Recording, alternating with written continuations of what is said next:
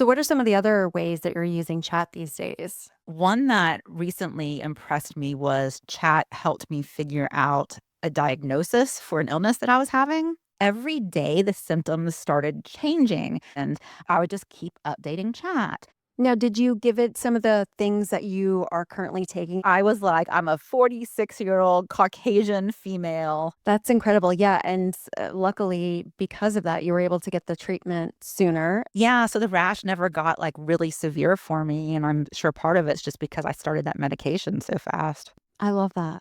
Case of a doctor at all. Welcome to a holistic dose. We've been through the plot twists, divorce, parenting, reinvention, and now we're doing midlife with way more honesty and way less BS. Think of us as your unfiltered friends, here to remind you that you're not too late, too old, or too far behind. I'm Tiffany. And I'm Jeanette. And so today we're going to be diving into AI tools like ChatGPT and how these tools can actually help you make your life simpler, less stressful, and perhaps even more fun. So we know that everything can feel like super overwhelming, but we promise that this is just not about replacing your brain. It's just really like think of it as like a little sidekick here in your pocket. ChatGPT has become such a time saver for me. I use it almost every day at this point. I agree. Are you using it that much? Yeah, I'm literally falling on it for absolutely everything. So I think that one of the big things I use it for is I tend to be really wordy in email responses to people. And I have a hard time, like, I tend to talk in my emails and my text messages Mhm. like I would do to somebody, which is pretty wordy. If everybody who knows me has received text messages from me, they're quite long, my text bombs. So, what I've even started doing is because I have a Mac laptop, my chat is connected for my texting to my computer. So, before I'm even sending messages to people, sometimes I'm like, this is going to be overwhelming. I copy and paste it and I put it Mhm. in the chat and I'm like, make this more concise. And I do that Yeah. with emails too. Yeah. And it really just makes it more digestible. And you can set the tone in many different ways. Yeah, I love it for rewording things for me. Sometimes I'll say, "Make this sound more empathetic." Uh huh. Or, one time I sent an email and I was like, "I want them to feel guilty." I was like, "I want them to feel guilty for behaving the way they did." I think it was like to an opposing counsel. Uh huh. And it helped me. And then I got a phone call after the email was sent and was like, "I'm so sorry." Oh my God. That's amazing. Yeah, so it's really great in just helping word things and get Hmm. the tone correct. So, what are some of the other ways that you're using chat these days? So many ways. One that recently impressed me was chat helped me figure out a diagnosis for an illness that I was having. I was And seeing you post about that. yes, so this was a whole ordeal. Really, it's been an ordeal for at least 2 weeks at this point. I've been sick. I'm at the kind of tail end of it, thank goodness. But it had really weird symptoms that I'd never experienced before. And Hmm. so I decided I was just going to start putting them into ChatGPT. So one morning I woke up and I just had this weird pain in my thigh. And I said to Jeff, like, this is really odd. It feels like my femur because it was deep into my thigh and it was like from my hip to my knee. It felt like the Mm. bone just kind of ached. Like, this is so strange. You're like, this is definitely not growing pains anymore. I've never had anything like this. So I think it was at the very beginning when I was just like, what could this be? And of course, at that point, it was like a bunch of random stuff. But then it was like every day the symptoms started changing. And Well, like the next day, and I can't even remember the order that the symptoms came, but it's like then it became more of like a muscle throbbing and even in my knee and in my hip and then like my lower back and I would just keep updating chat.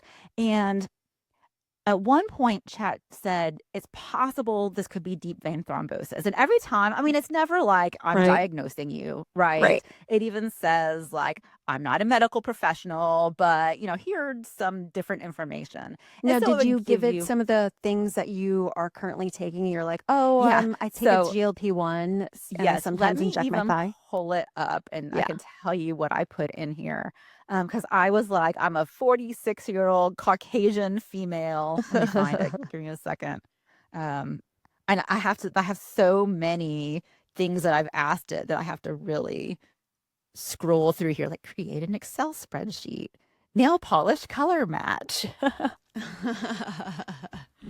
Let's see. Medicube mask and retinol. I mean, it's pretty crazy. I was like, I'm a 46-year-old Caucasian female. I said what medications I'm on, that my last physical, I was low on vitamin D. I can't find it. I don't even remember what else I said. But yeah, I gave it basically like this little medical history. And so then every day, or every time I had a new symptom, I would put in there. So a few days in, it was like, well, that's low on the list, but it could be deep vein thrombosis. And I'm like, Mm. you know what? I don't think that's probably what it is, but I'd rather it get diagnosed early if it is. So I actually went to the ER, and at that point, the pain was it was like both nerve and muscular at that point. Wow. And so she was like, I think this is muscular. She prescribed a muscle relaxant, and was like, this is a DVT. Mhm. Then I think it was the next day that a new symptom popped up, and my skin on my thigh was tingling. And so I put that into ChatGPT, and it said, you might want to consider the possibility of shingles. What? And I know, and I was like, whatever. You're And like, "I'm like, you're 46 now." You're like, "This is yeah. more commonly in like 50 and up." And it actually said, like, it's probably still, muscular with some nerve issues too, but keep this at the back of your mind. Mhm. And then it said, look out for a rash appearing. Hmm. And then the next day, I updated it and said the tingling now has turned into the feel of like a sunburn. And actually, I still have that going on. It's very Really? strange. Like, I feel like the top of my thigh has a really terrible sunburn. Which you typically don't even really get sunburn. No, no. But it looks completely normal. Like, it's not sunburnt. And that's when it said this is really starting to sound a lot like shingles. Mhm. If you develop a rash, and it kind of described it, it was like, contact your doctor right away.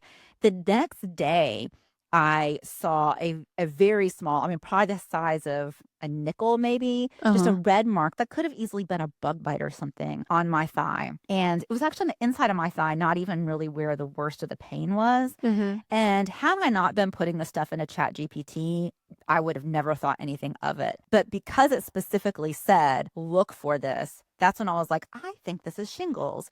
And so I made an appointment with my primary care physician, and she was like, yep, this is shingles, and was surprised. She was like, wow, that rash is really small, and surprised you came to see me so quick. And it's entirely because ChatGPT told me to look out for this.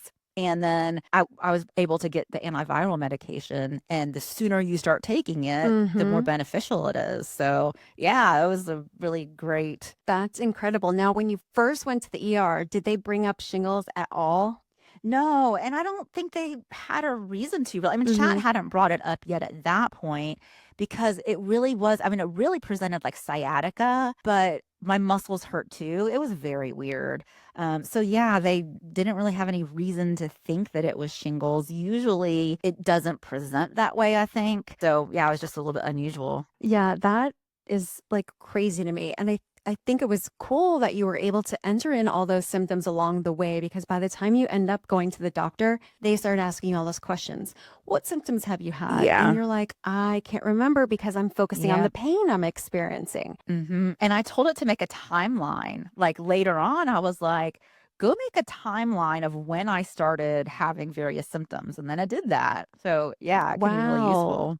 That's incredible. Yeah. And luckily, because of that, you were able to get the treatment sooner and not Hmm. have it as severe because I've heard shingles can be really. Yeah. Yeah. So the rash never got like really severe for me. And I'm Mhm. sure part of it's just because I started that medication so fast. I love that.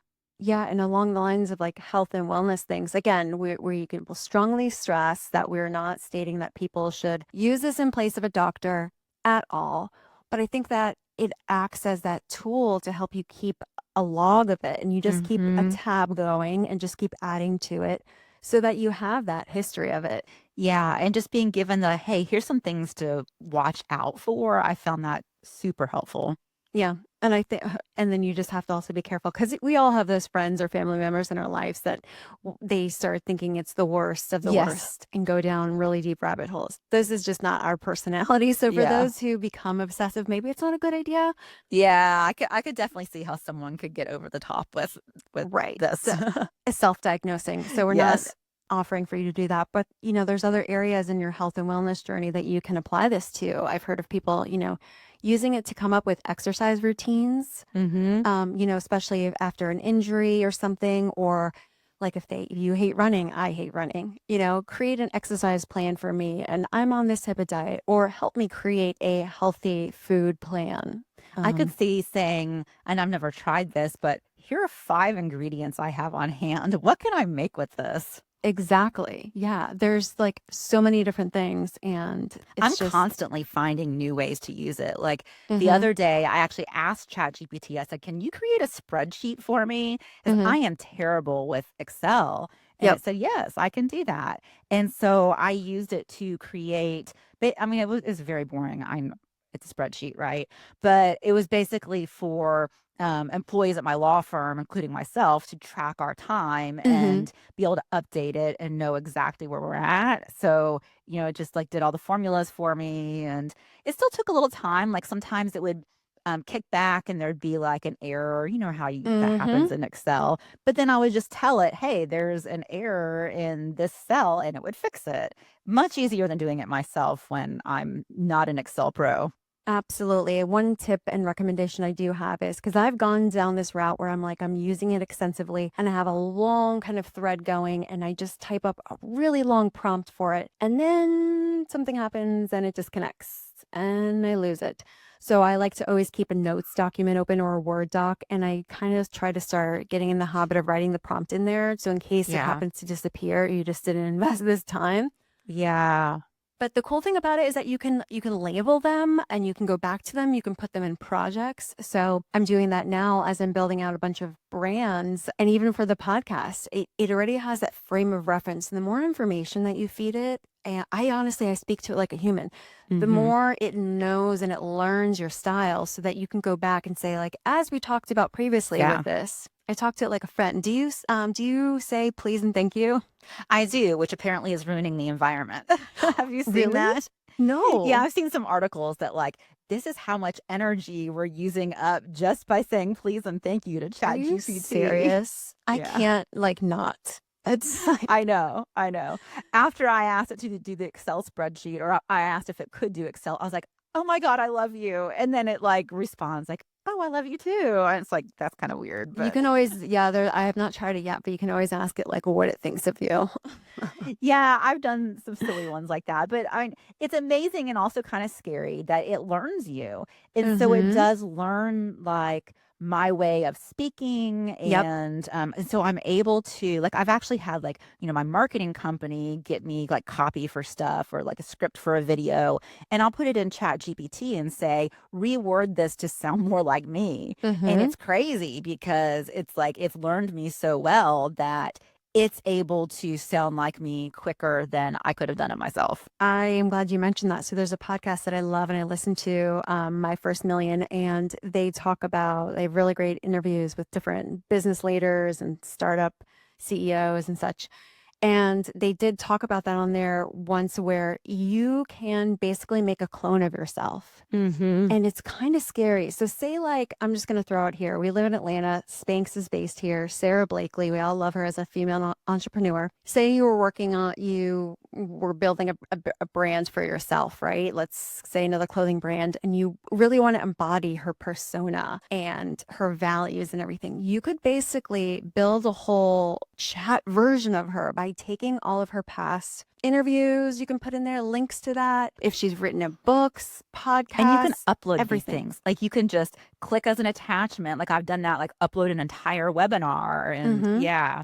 So Yeah. So articles you, about someone and yeah, yeah. so you can build a carbon copy of yourself, and then it basically knows you more than you know itself because it has a Mhm. whole history of articles you've written, interviews you've done, everything. And then you could basically go, I'm working on this new brand. Give me advice as if it were it Mhm. has Sarah Blakely's tone. I've not tried it yet, but I thought that's so cool. Yeah, yeah, that's very cool. I mean, it's so we don't even realize like how powerful of a tool this is, but it's also only as good as the prompts that you put in, which I Exactly. don't think that's what people are realizing Mm-hmm. that you're going to get crap from it if you're not putting in very tailored prompts. So Yep. you have to talk to it about, exactly what is the purpose, what is the tone, what are you hoping to achieve? And the more information you can give it, the Mhm. better you're going to get as the output from it. Yeah, and one of the greatest hacks that I learned recently was before you even go to create your own prompt, you give it the scenario and then you say, like,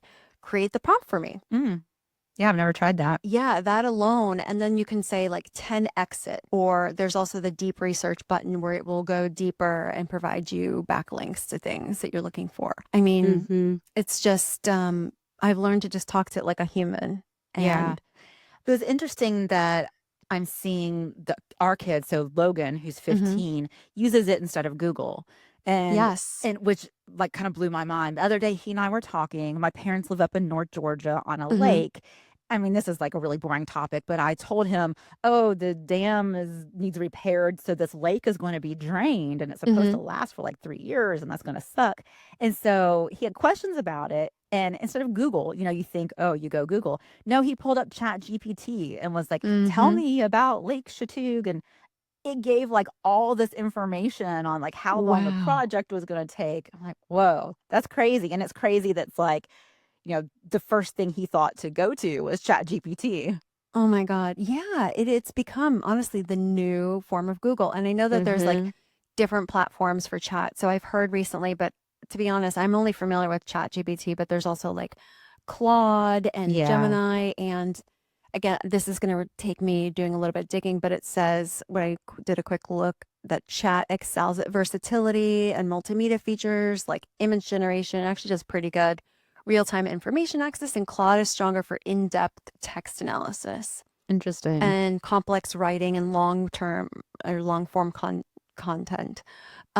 So yeah, I think trying out a couple of the different versions to really see what works for you. I Mhm. know that if there's anybody out there who hasn't tried it yet, it did look kind of scary and foreign to me when I started Yeah. using it last year, and I was like, it looks like coding, but it's really just a simple format. Yeah, because it's, like, blank, and so you're like, "What am I supposed to What do do I with do this?" with this? So for me, the introduction I had to it had just come out, and this guy was doing just these like free little kind of webinars on how to use ChatGPT. So I Hmm. did that with my entire law firm team, and I think that could be helpful. I'm sure there's like YouTube videos.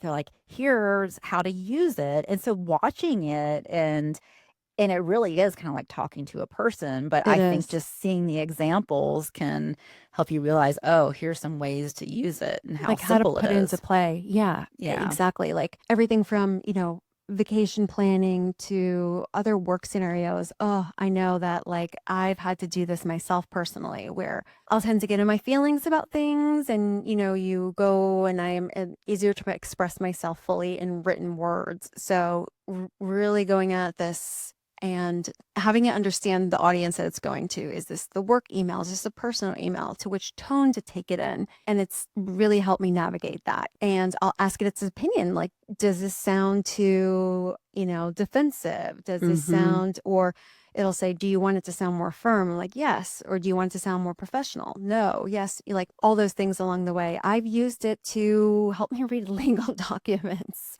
Mhm. Can you give me a quick skim of this and tell me, like, break it down in layman's terms? Of course, again, I'm not advising to not use lawyers for things. Obviously, you're a lawyer, but just to get an overall grasp on things, Mhm. it's like really helpful. Yeah, and then that is something that people have to be careful about. Mm-hmm. I mean, it does make stuff up. So in some ways, it's silly. Like the other day, I put some screenshots of clothing that I had bought and was like, build a capsule wardrobe, and I Mm-hmm. want visuals of it. And in some of them, it's like I had different shoes on each foot, or one of them, like I had a purse that I didn't own, and I had to be like, I don't have that. Like you made that up. But it does that with the more serious stuff too. And Yes, I have had clients right now, and I do think that AI is going to replace a lot of people in the absolutely. legal field, but it is not there yet. And I have clients who will try to draft something and then send it to me. And it's funny because they don't tell me how they got it, and Mhm. it is so obvious Right. because it sounds amazing. Like if you're a layperson and you read this, it's gonna be like, I'm gonna sound so smart. But Right. if you're a lawyer and you read this, you're like, this is asking for legal relief that doesn't exist in Georgia, right? Exactly. And so that's the problem that I'm seeing with trying to do something. And I'm sure with like the healthcare diagnosis and all that, that's like Absolutely. a doctor looking at, how I'm using Chat GPT will see like, okay, you don't know what you don't know. Right. So that's why you still right now we still need these professionals. I am following like AI in the legal world Mhm. because there's been times where I'm like I want a clause like if it's some kind of clause for a settlement agreement that isn't typical. I've Mhm. asked it to draft stuff for me and it's been pretty darn impressive and Wow. saved me time where it drafts a clause that kind of is generally what I wanted it to do. So I do think that we're going to get there and I'm like following like what's available. And then of course you have to worry about like confidentiality. Like I can't go put client information in Chat GPT because No. that's not secure. So that's something else Exactly. to think about. And it's discoverable. I'm getting very legal, but you go Mhm. putting personal information into Chat GPT if you're part of a lawsuit that can be found. Exactly. Yeah, there's a lot of ways that you kind of have to be careful in that, but it's not really good at coming up with like brand new ideas, and we talked about that in another episode. But it is really good with just pulling out of things that you might not normally have thought about, and just prompting it along the way. And Mm-hmm. it's really good at like organizing your thoughts. Like for our pharmacy that we're building, we wanted to provide like a factual tip sheet on like here's the order to do your injection, and we had a rough copy of somebody asked us to design this from, and I'm like, something seems off. I didn't really know. And I put it in there and I'm like, please help me review the content that was provided to me and make any suggestions. And it completely organized it in a flow that was like before starting your injection, during your injection, after. So it made it more easier to flow for for the end consumer. And I'm like, oh, yeah, that is really good. But to your point, yeah, really double checking to make sure what it is saying is accurate because Yeah. Yeah. there's a I once lot of had a that. client who took text messages between them and their spouse over like a long period of time, Hmm. uploaded it, and then asked for like a summary of the things that they tend to argue about. Oh, that's And that was interesting. super interesting. Huh. Yeah. I can say, like, in the creative aspect of not my creative world, but my creative life, I have used it before in dating. So I think, we're all trying to stand out, get more attention, but move things on quicker. And sometimes I tend to be just more like focused and I forget to be playful. Yeah. And so I've sent you guys that before where I'm like, come up with like a witty, flirty reply to this because I'm just not that good, Yeah. to be Yeah. honest. Yeah, I do that for like responses on social media. Like if I want to be Yes. snarky and, because I post a lot on TikTok and sometimes I'll Mm-hmm. get some angry, nasty person making a comment to me. So I've asked ChatGPT like, and I'll screenshot it. I just take a screenshot of Uh-huh. Facebook or the TikTok comment and I'm like, write a response and it gives me some options. And I'm going to say this tip because not everybody know this. I don't even know if you know it. When you screenshot things, yeah, you can upload them. But if you ever wanted to like screenshot something, at least on an iPhone, I know, you hold down on the copy and it becomes copy and pasteable. Did you know that? Oh, I don't think I've ever done On that. your images, Mm-mm. any images you have on your phone, yeah, you just hold down on the copy area and you can copy it. Very So if you cool. didn't want to upload the And images. then Mm-hmm. some fun things I've used it for, like I used AI to do our law firm headshots, as you know, Yes, they not came out Chat amazing. GPT, but yeah, have new employees, Mm-hmm. I'm getting a new website together, and so I kept trying to get a day and time that would work for everybody for Mm-hmm. headshots, and it was just impossible because we're a remote team, and we have people who live like 2 hours from where I live. And I'm like, this is a nightmare. So I'm like, you know what? It's okay if we don't have a group photo. I used AI. I was really impressed by it. But then in my AI headshot, I was like, I love what it did with my nails.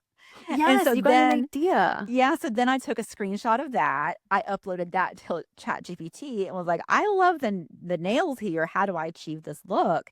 And the response was awesome. It gave me like all these different like, OPI and bubble bath. It gave me like the brands and the color I love and that. different options. Same with jewelry that I wore with that a cocktail dress the other day. I took a Oh, screenshot of the dress that I bought and said, "What jewelry should I wear?" And it gave me different options. So yeah, it it's was like incredibly pearls would be helpful. great with this, wasn't it? Yeah. And Yeah. then And it like was like, I wouldn't wear a necklace. I'd wear, pearl earrings and a bracelet. And because the dress had like a statement bow in the middle. yes. So Yeah. that's always like it's hard to know where do you balance. Do you wear the necklace and the bracelet and the. Yeah. I used it to help me pick out the color of the Longchamp, I don't even know how to say it, La Pliage tote or whatever that I bought.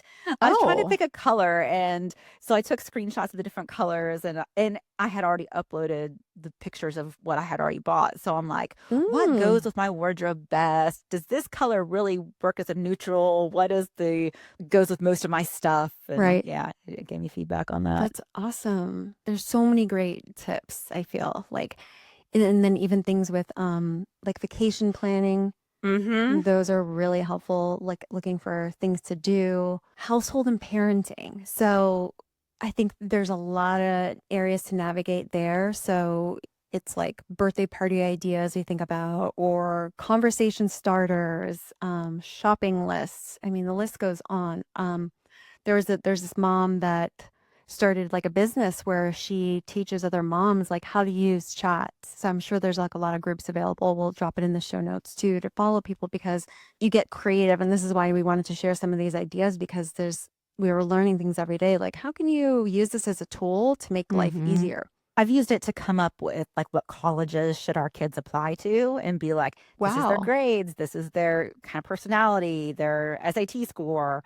And then for Logan's, like, because we're trying to figure out like what is he even interested in doing. Hmm. So for researching careers, I put in the prompt of, and this is how specific I'll give you the prompt.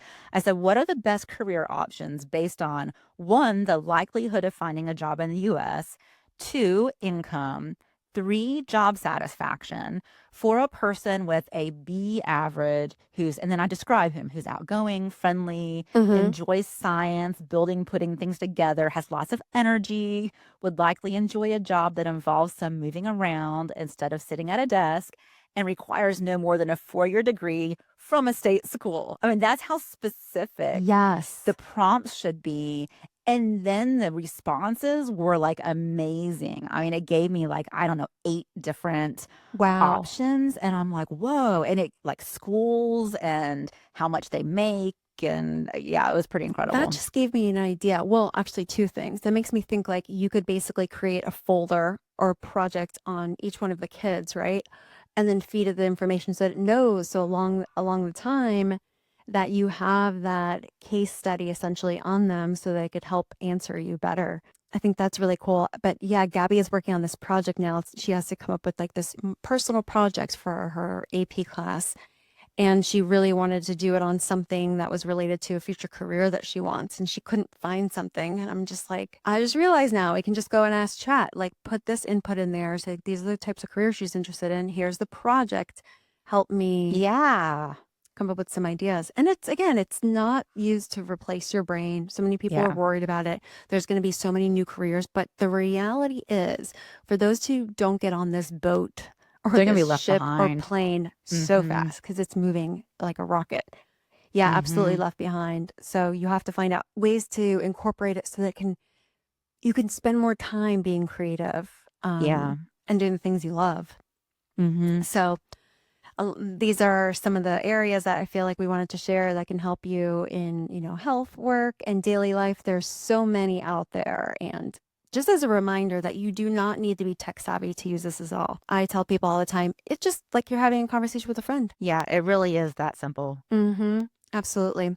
So, whether you're juggling work, family, or trying to make sense of midlife, remember that ChatGPT can make things a little bit lighter and a lot more manageable. At least it has for us. And to know that, We hope you're enjoying listening to this. We're going to do a fun little episode next time where we're going to be answering these prompts live in there and seeing what the results can be, because that'll be fun.